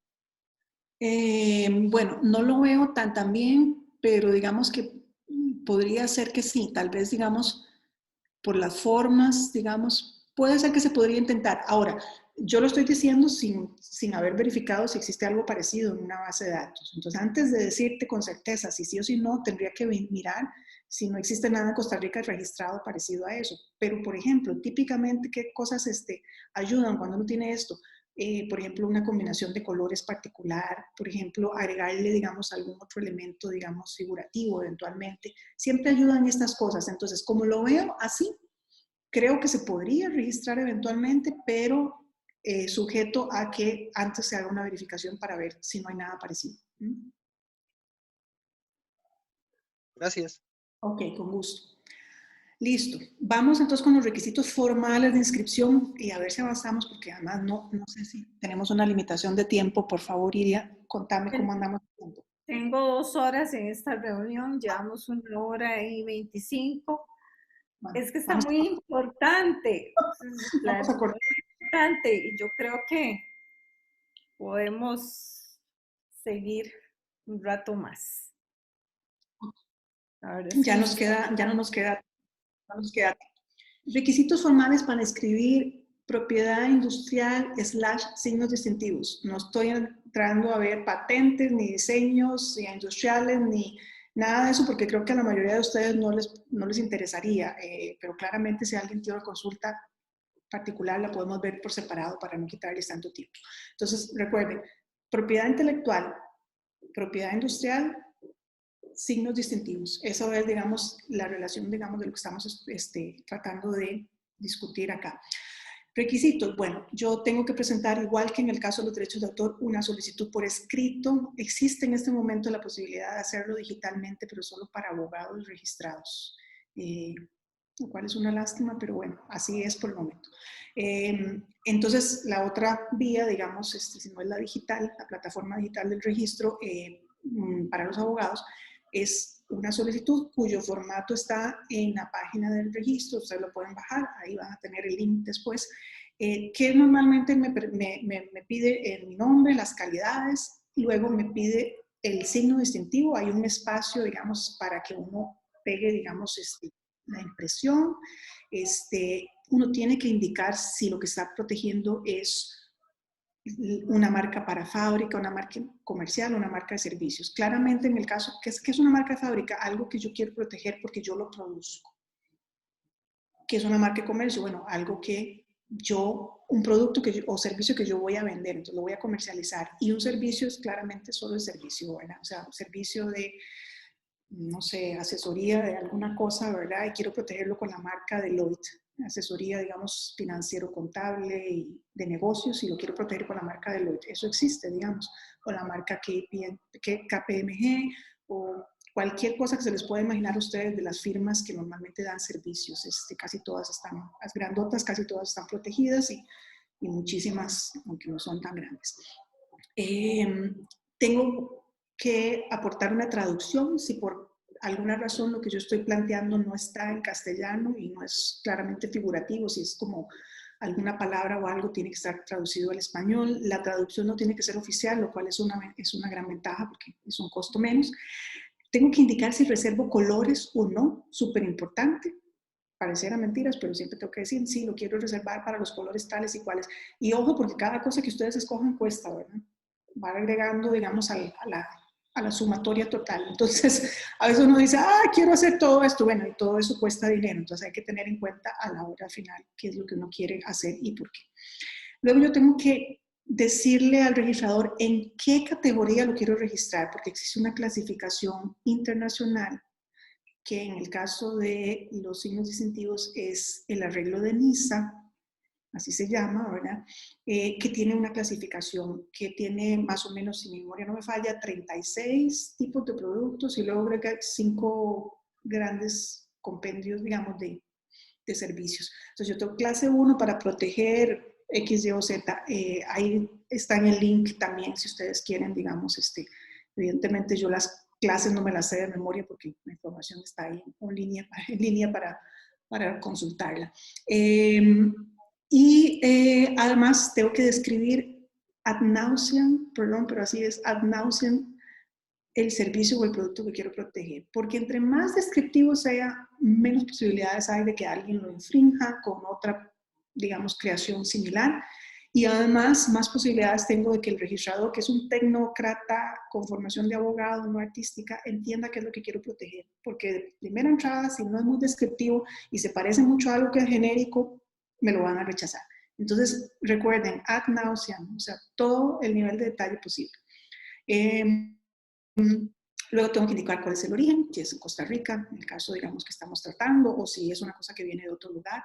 Y el lugar para tener notificaciones, que ya les comenté, y la firma tiene que estar autenticada. En esta solicitud siempre tiene que estar autenticada, lo cual tiene este costo que está indicado aquí, la notarización.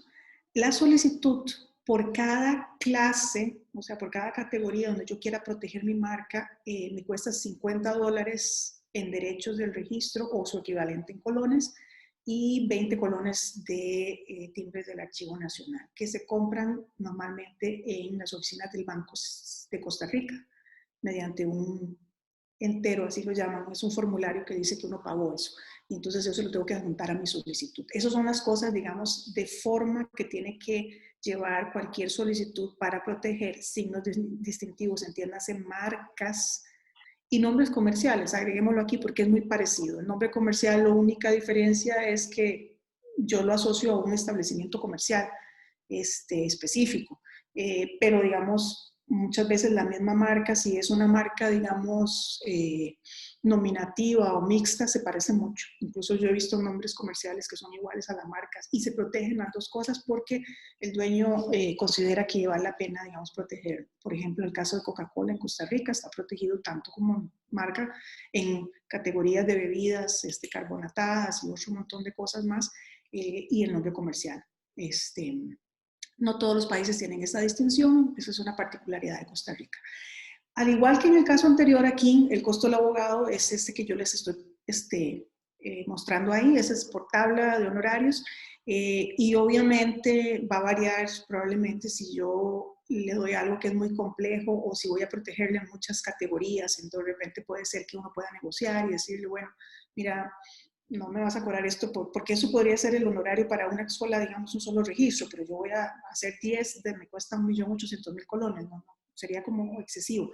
Entonces se negocian los honorarios y creo que la tabla incluso permite que se aplique como la mitad del costo cuando se trata de labores complejas, se llaman así. Esa es, digamos, el costo asociado, y en este caso la publicación de edictos sí o sí siempre se tiene que hacer. Aquí no es como el caso de los derechos de autor, que si ya se publicó de alguna forma que me permita probarlo, ya no toca hacerlo. Aquí siempre tengo que publicar el edicto, y el edicto va a ser la representación gráfica de lo que sea que quiero proteger, ¿verdad? Ya sea la palabra, la imagen, etcétera, etcétera. Y además, si hay oposiciones de terceros, y en este caso siempre es donde hay más posibilidades de que se den oposiciones, es donde hay más competencia, porque este tipo de derecho protege claramente signos distintivos que están destinados al uso en el comercio, que eventualmente, digamos, tiene retribuciones patrimoniales. Aquí, si alguien se opone, digamos, a mi registro, el abogado puede cobrar un 50% más de la tarifa que está indicada, en caso de que uno quiera protegerlo. Ahora, por supuesto que si uno dice, no lo protejo, y dejo que el proceso se muera, pues no pasa nada, pierdo los costos que ya he pagado y probablemente el 50% de los honorarios del notario. En recomendación práctica, nunca paguen de entrada todo. Casi todos los abogados, digamos, están acostumbrados a recibir una parte, digamos, de los honorarios para arrancar, y el resto una vez que se concreta, digamos, el servicio. O sea, yo nunca pagaría, Ruth Salas, abogada, nunca pagaría más del 50% de los honorarios de cualquier cosa que me vaya a hacer un tercero hasta que no vea el resultado. Y es absolutamente comprensible. Entonces, bueno, esos son los requisitos. Se parecen mucho a los otros. Básicamente, estos son cosas muy estandarizadas. No estamos aquí descubriendo el agua tibia. Estos procesos que les acabo de relatar, porque con esto cerramos el tema, digamos, de requisitos formales para proteger la propiedad intelectual, entiéndase derechos de autor y derechos industriales, signos distintivos, marcas. Son muy estándares a nivel internacional. Casi todos los países que son miembros de la OMPI, la Organización Mundial de la Propiedad Intelectual, se adhieren, digamos, a este formato. Y además, Existen incluso posibilidades de hacer registros multinacionales por medio del registro costarricense a través de la plataforma de la OMPI. Obviamente eso tiene costos más importantes, ¿verdad? Y uno tiene que revisar en cada país cuáles son las pequeñas diferencias que existen. Pero, por ejemplo, compañías grandísimas que protegen, digamos, marcas como Coca-Cola, McDonald's y todas estas hacen registros, digamos, masivos de cada cosa, digamos, que se les ocurre, ¿verdad? Cada pequeño ajuste, cada cambio, ¿verdad? Tienen unas firmas legales especializadas en propiedad intelectual, por ejemplo, en Estados Unidos y en Europa, que son monstruos gigantescos, donde tienen, no sé, miles de abogados trabajando en esto básicamente día y noche. Entonces ellos dicen, aquí le cambió un pequeño, se tomó la decisión de cambiar una pequeña característica de la botella, entonces se tiene que registrar en todos los países, entonces se hace donde opera Coca-Cola, que es básicamente todo el mundo, creo, menos Corea del Norte. Y entonces se hacen registros masivos porque es más fácil, digamos, para probar, digamos, la prioridad, que es súper importante, ¿verdad? Es en el caso de la propiedad intelectual, como casi cualquier cosa en derecho, primero en tiempo, primero en derecho, ¿verdad? Y tal vez voy a agregar un pequeño comentario ahí, porque primero en tiempo, primero en derecho, en el caso de derechos de autor, ustedes se imaginarán que puede ser complicado si ya yo publiqué algo, pero no lo registré, y de repente decido registrarlo y alguien ya había registrado algo muy parecido, o pretendido registrar algo muy parecido, o hasta registrado lo que es mío. Qué complicado, porque ahí básicamente va a tener que abrirse un procedimiento judicial para demostrar, recuerden que en derecho lo que no se demuestra, ¿verdad? No existe. Demostrar que eso era mío, ¿verdad? Entonces voy a tener que hacer un proceso complejo para recabar prueba, digamos, que me permita, digamos, probarle al registro, bueno, en este caso al juez, porque se abre, digamos, primero una instancia administrativa y si después en la instancia administrativa no se resuelve, se tiene que elevar, digamos, a un proceso judicial, probarle al juez que era mi derecho y que yo tenía prioridad y que lo otro pues ha sido una copia. Es un procedimiento complejo. Yo no quise entrar en detalles aquí porque, bueno, ya estamos hablando de cosas donde casi que sí o sí van a necesitar, digamos, la ayuda de un profesional si lo que ustedes están tratando de proteger es una cosa muy importante, porque al final del día, como en todas las cosas, yo siempre digo a la gente, pongan en una balanza la perspectiva del costo de oportunidad y del beneficio, ¿verdad? Lo que pasa es que en temas, digamos, o sea, de creación artística, a veces el beneficio materialmente hablando no es tan tangible, ¿verdad? Hay un tema moral aquí muy importante donde si alguien me copia algo que ha sido, digamos, la obra de mi vida y que me distingue, digamos, a nivel internacional o a nivel nacional de una manera significativa y yo no hago nada, qué complicado.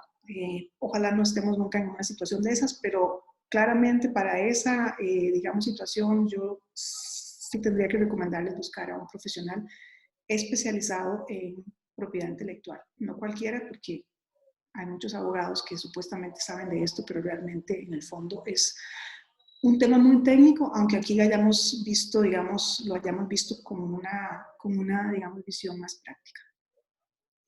¿Ok? ¿Preguntas, comentarios sobre esta parte? Ok. Si no, vamos a entonces hablar muy brevemente sobre cuáles son los recursos legales para la protección de la propiedad intelectual en Costa Rica, que es un poco a lo que me estaba refiriendo, digamos, anteriormente. Y aquí es pinceladas, básicamente, para que ustedes, hay un carro de esos que pasan haciendo publicidad, no sé si les está generando, les está generando...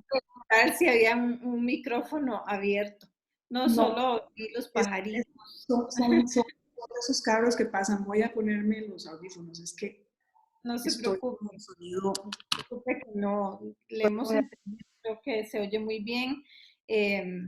Lo importante de esa parte anterior es que independientemente de, ustedes no necesitan llevar ese proceso con el abogado, lo pueden hacer solitos, nada más que les autentique el abogado la primera parte del requisito, ¿verdad? Sí, correcto. Yo creo que es factible. Me parece que lo que agrega, digamos, un abogado que no es especialista en el proceso inicial es poco. Y bueno, los costos son importantes. Entonces yo siempre le digo a la gente, vea, juéguesela, porque lo peor que puede pasar es que el registrador le corrija algo, le diga, mire, esto no me quedó claro. Y los registradores hoy en día, a diferencia de hace algunos años, cuando yo todavía era estudiante y trabajaba de asistente, son muy accesibles.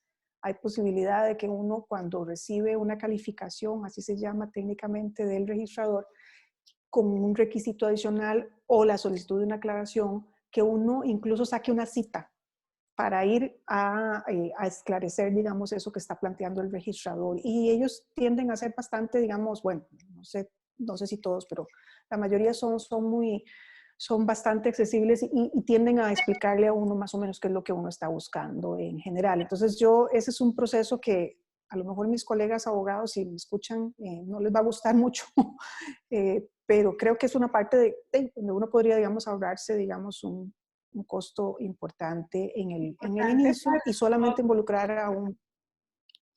Sí, importante para nosotros, Sí. sobre todo los que estamos empezando, ¿verdad? En esto de hacer un negocio, ¿verdad? De poner... Sí, un poco, digamos, el objetivo de esta recomendación es incentivarlos a hacer uso de este tipo de herramientas de protección, porque al principio cuando uno, como todo en la vida, cuando uno empieza cualquier actividad humana, es difícil, hay que sacrificarse mucho, uno normalmente no cuenta con todos los recursos, ¿verdad? No es lo mismo ser un artista consolidado y reconocido, donde mi fama casi que me protege automáticamente, que estar en los inicios de ese proceso. Entonces, un poco el mensaje es, considérenlo, pongan siempre en la balanza el factor, digamos, costo-beneficio, ¿verdad? Y si realmente tienen algo que valga la pena, porque ustedes ven en el mediano y largo plazo que los va a claramente, digamos, a distinguir en el medio, considérenlo, porque los costos y el proceso no son tan complejos como para no permitirse uno, digamos, el uso de esas herramientas.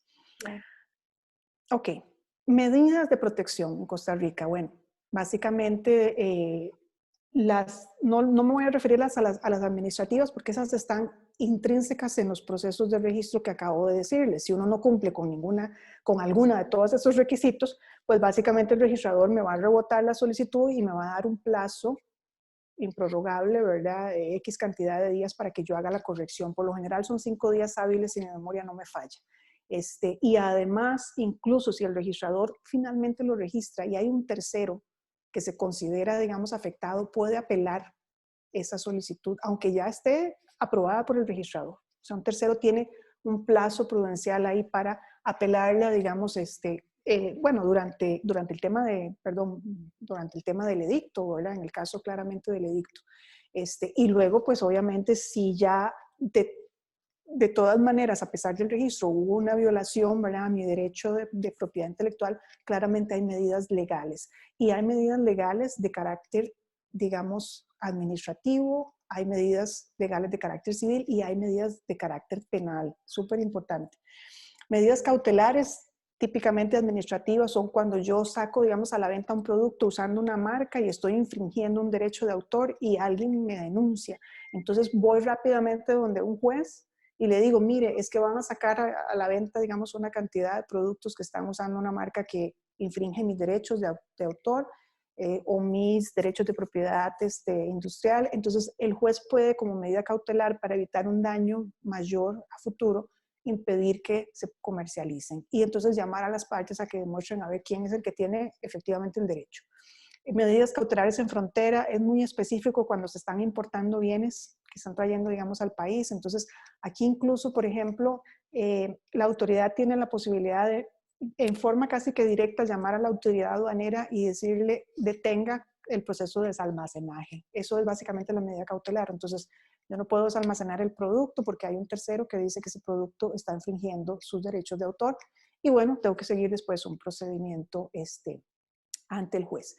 Luego las acciones civiles, ¿verdad? Que son básicamente los reclamos de carácter, digamos, patrimonial que yo pueda hacer por un uso, digamos, indebido de mi propiedad intelectual que hizo un tercero.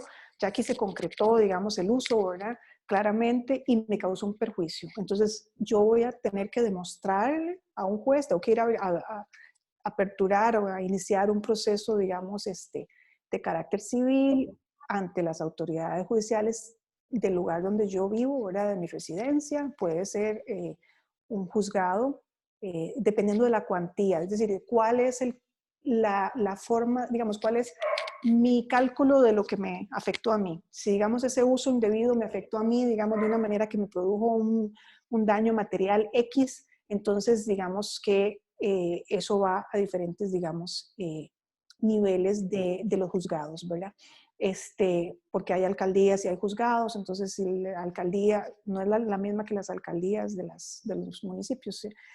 Son alcaldías porque tratan asuntos menores hasta cierto monto, ¿verdad? Entonces resuelven ellos y después de ahí hacia arriba resuelven los juzgados, y también hay juzgados superiores y hay salas para apelación, pero ya eso es otro cuento muy largo, ¿verdad? Sobre el sistema, digamos, judicial costarricense, donde no vamos a entrar. En principio, quedémonos con que si alguien infringió mi derecho y me causó perjuicios patrimoniales que yo puedo, digamos, calcular y demostrar, otra vez, recuerden demostrar, yo podría iniciar una acción civil, o sea, una demanda de carácter civil, para que me resarzan esos daños que me causaron.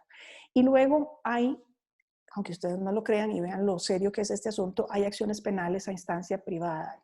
¿Qué es eso? ¿Cómo se come eso? Bueno, acciones penales claramente, ¿verdad?, tienen asociados eventualmente, digamos, penas privativas de libertad, y instancia privada es que usted tiene que llevar el proceso, porque a diferencia de los delitos, digamos, de carácter público, que son perseguidos por la fiscalía, automáticamente, digamos, si alguien comete un crimen, ¿verdad?, simplemente yo voy y pongo una denuncia, ¿verdad?, de que asesinaron a X persona, ¿verdad?, que no la conozca, digamos, yo aquí, no sé, oigo un escándalo en el apartamento de al lado y me voy a averiguar porque al lado vive mi vecina con la cual tengo una muy buena relación y me la encuentro ahí, el cuerpo, ¿verdad?, en media sala, ensangrentado. Perdón por el ejemplo, pero así de dramático es el asunto. Yo simplemente llamo a la policía y entonces automáticamente el fiscal inicia el proceso. La investigación, buscan al culpable, Yo no tengo que mover un dedo, simplemente llamé a la policía. En el caso de los delitos de acción que tiene, digamos, de delitos de instancia privada, yo tengo que ejercer la acción, yo tengo que llevar todo el proceso. Yo tengo que ir a denunciar. Por lo general tengo que contratar a un abogado que sepa de estas cosas para que vaya, para que lleve el proceso, para que demuestre, etcétera, etcétera, etcétera, porque la fiscalía no va a asumir, digamos, y no va a mover un dedo porque no es un delito de persecución, digamos, pública. Lo que pasa es que sí tiene consecuencias importantes, porque, por ejemplo, si ustedes ven cuáles son las sanciones penales aparejadas, digamos, a infringir la propiedad, digamos, intelectual, son altísimas. Hay multas desde 5 salarios bases hasta 500 salarios bases, ¿verdad?, que es una de las alternativas.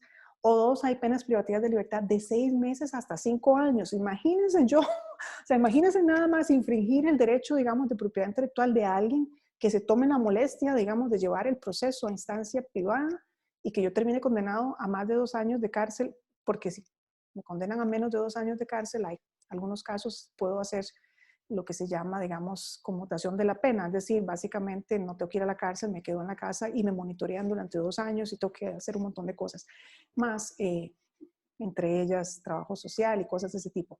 Pero si son más de 2 años, me toca que ir eventualmente a pasar unas vacaciones largas en una prisión, ¿verdad? Entonces, vean qué importante. Yo ahí, digamos, les puse solo unos ejemplitos muy básicos de lo que son, no, perdón, a ustedes no se los puse aquí. Sí, aquí están, de los que son posibles delitos. Yo dije, qué raro, se me perdieron. La representación pública, comunicación o puesta a disposición del público sin autorización de obras literarias o artísticas. Ojo, eso es perseguible por medio de una acción penal, instancia privada, y puedo caer en alguna de estas sanciones. Solo la representación pública, comunicación o puesta a disposición del público sin autorización de obras literarias o artísticas. Mucho cuidado, sobre todo cuando hagan exposiciones también. Consejo, siempre déjense en una autorización por escrito de la persona que va a exhibir, porque a alguien se le, perdón por la expresión popular, se le mete el agua y dice que no lo había autorizado y podría eventualmente generar una acción penal en contra de alguien. Si alguno de ustedes se dedica a hacer, por ejemplo, organizar, digamos, exposiciones y cosas de ese tipo. El Y otro que es fíjate que siempre nosotros, bueno, en las exposiciones que organizamos de cerámica anuales, tenemos, y para recordarlo, porque yo no sé ahora, mi compañero Mauricio, que es el que tiene a cargo el proyecto, en las bases una pequeña nota de esto, ¿verdad? Para que se nos autorice la comunicación, ¿verdad? La puesta a disposición del público, porque a veces hacemos anuncios de la exposición, usamos alguna pieza, ¿verdad? Como referencia. Entonces sí estamos posiblemente cometiendo delitos si no hay una debida sí, correcto. justificación o autorización. Correcto. Y mi recomendación iría más allá y es usar este lenguaje, así como, así como está aquí, así es como se usa, así es como está en la ley, ¿verdad? Entonces, autorizo la representación pública, la comunicación y la puesta a disposición del público de mi obra titulada tal y tal, entre el periodo tal y tal, para efectos de la exposición tal y tal. Y hacer un pequeño anexo que firme el autor, ¿verdad? Correcto, siempre. Yo creo que este es digamos que uno pensaría que de buena fe a nadie que lo están invitando a una exposición se le ocurriría hacer una cosa de esas, pero yo soy abogada, entonces prefiero prever y no lamentar. Otro posible delito, la inscripción registral de derechos de autor ajenos. Por eso es que es tan importante verificar que lo que uno va a registrar de verdad que no está infringiendo nada que ya exista, porque si yo pretendo escribir algo y por error el registrador no hace su proceso, digamos, de cotejo, digamos, y de control, si no ejerce su autoridad de control y se registra, alguien podría intentar acusarme por medio de una acción penal en la instancia privada de que yo inscribí registralmente algo que no le correspondía. Y por supuesto que esto está sujeto a la prueba al final del día, pero bueno, verse envuelto en un proceso judicial por una tontera así, bueno, no es muy agradable. Y lo otro que creo que les aplica a ustedes, la lista es enorme, pero y además hay muchas asociadas sobre todo a las obras, por ejemplo, tecnológicas, todo lo que son programas de cómputo y todo eso son muy, muy técnicos, pero ahí van incluidos, o sea, los delitos asociados a ese tipo, digamos, de creaciones, porque al final del día son creaciones también. La adaptación, la traducción, la modificación y el compendio sin autorización de obras literarias o artísticas. Entonces también eso es súper importante. Ven que, digamos, o sea, en el disclaimer, en la notita esta que comentábamos antes, habría que eventualmente agregar también la posibilidad de compendiar, digamos, las obras si de repente algo así se va a hacer por alguna razón. Yo lo agregaría porque lo que sobre no me afecta, lo que falte puede generarme un perjuicio enorme, ya sea económico o hasta ponerme en una posición incómoda y terminar enfrentando una causa penal y una posibilidad de ser, digamos, encarcelado. No conozco ningún caso práctico que se haya dado en Costa Rica. Lo digo para que no se asusten, pero yo creo que es importante tener por lo menos conocimiento de estas cosas, saber que podrían pasar y evitar ponerse en situaciones de riesgo innecesario, porque el día menos pensado a alguien se le ocurre. Y como pasó la semana pasada, después de 16 años, finalmente se condenó por primera vez en Costa Rica a alguien por evasión de impuestos. Duraron 16 años, pero lo lograron. A mí se me ocurre que alguien podría perfectamente un día tener la genial idea de perseguir a alguien por un tema de estos. Entonces, estas son las medidas de protección y los efectos y algunos ejemplos, ¿verdad? De lo que podría, digamos, considerarse, digamos, delitos. Y bueno, muchachos y muchachas, hasta aquí mi charla, ¿verdad? Muchas gracias por la atención. Si les queda, digamos, alguna consulta o pregunta, si tenemos tiempo todavía podemos evacuarla rápidamente para que lo vean, pero la presentación la podrán acceder, digamos, mediante alguna forma que Iria les permita. Aquí están el compendio de todas las leyes que aplicarían a lo que acabamos de hablar. Toda esa conversación que me acabo de tener, ¿verdad?, con ustedes, está regulada en todas estas leyes, que son bastantes, ¿ven? Si las ven. Y luego, que creo que lo más importante para ustedes es esta lista, dónde encontrar información. Entonces ahí tienen, por ejemplo, la plataforma del Sistema Costarricense de Información Jurídica, donde con el título de la ley específica les despliega la versión más actualizada. Es probablemente la mejor herramienta, digamos, que hay en el país de legislación actualizada. Está todo y está súper actualizado. Así que si quieren buscar información, ojalá búsquenla ahí, porque muchas veces hay otras páginas donde publican versiones de leyes que ya están superadas o que ya tienen, digamos, reformas. Esta es la única fuente, digamos, que yo puedo darles fe que está actualizada. Si está ahí, eso es lo que existe y normalmente tiene todas las versiones. Hay un manual armonizado de criterios en materia de marcas también que aplica para Centroamérica y República Dominicana. Esto se originó un poco con el Tratado de Libre Comercio. Es interesante, tiene mucha información, así que pueden verlo. Luego están en la plataforma del Registro Nacional,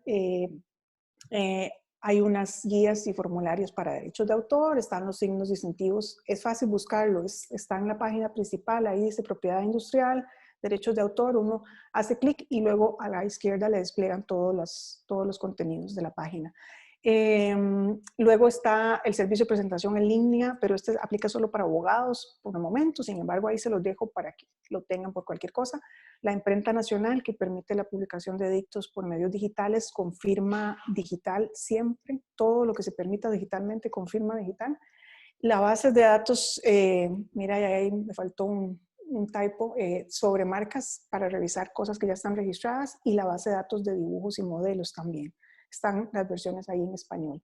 Y luego les dejo nada más esta inquietud. Yo no los conozco, no sé si efectivamente funcionarán y serán accesibles, pero se supone que en la UCR hay una unidad de gestión y transferencia de conocimiento para la innovación, que está escrita en la Vicerrectoría de Investigación y dice en su listado de actividades que dan asesoría y registro en propiedad intelectual a lo interno de forma gratuita. Los insto a que usen la instancia, si la tienen y además es gratuita, por Dios, a lo mejor la usan más la gente, digamos, del área científica y de producción literaria, pero se supone que es un recurso que ustedes tienen ahí de forma gratuita. Entonces, con eso yo me despido, salvo que alguien tenga algún aporte adicional o alguna consulta. Muchas gracias. Gracias. Bueno, yo de mi parte agradecerte por este esfuerzo, por explicarnos en palabras sencillas de qué se trata, cómo hacerlo, por qué sí, por qué no. Lo necesitábamos. Creo que yo he oído un par de charlas y nunca me ha quedado tan claro como hoy todo este proceso. Y eso era lo que quería, era el fin primario que tenía con mis estudiantes, que les quedara muy claro y lo más sencillo posible todo, la tramitología también. Entonces, infinitamente agradecida. No sé si alguna otra persona quiere hacer algún comentario adicional, si no, para cerrar la sesión. Muy contenta de este espacio, la verdad que creo que lo vamos a aprovechar grandemente. Con mucho gusto. Muchas gracias. Con gusto. Muchísimas gracias. Gracias. A las hermanitas. Gracias, hasta luego. Gracias. Gracias. Gracias. Chao. Listo. Hasta luego. Gracias. Hasta luego.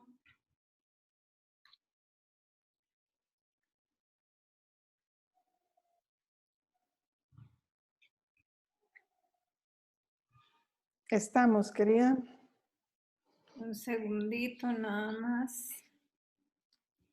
Voy a terminar de grabar aquí. Voy a ver cómo me salgo aquí.